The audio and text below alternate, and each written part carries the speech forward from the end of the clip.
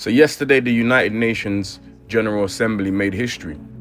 123 countries voted to declare the transatlantic slave trade the gravest crime against humanity. But here's what we need to pay attention to.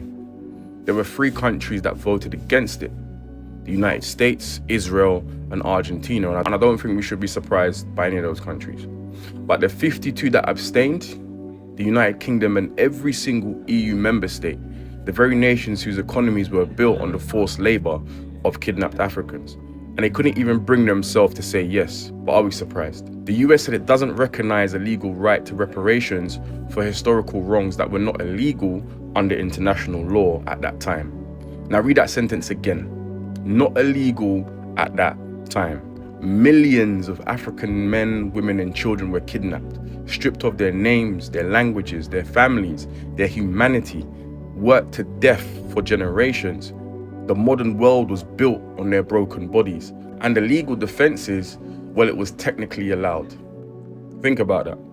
The EU said they had concerns about the use of superlatives, that calling this the gravest crime creates a hierarchy.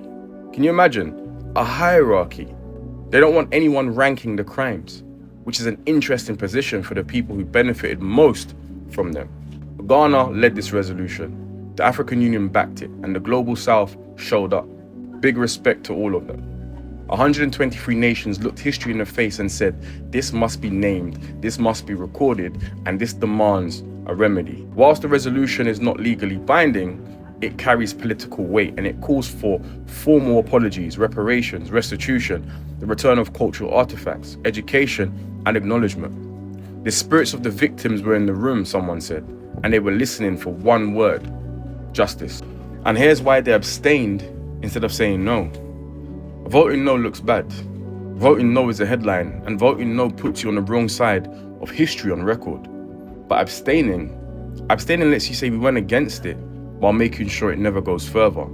Because the moment you vote yes, the floodgates open.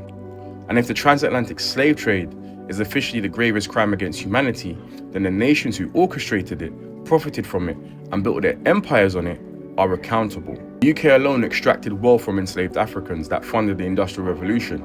British banks held enslaved people as collateral.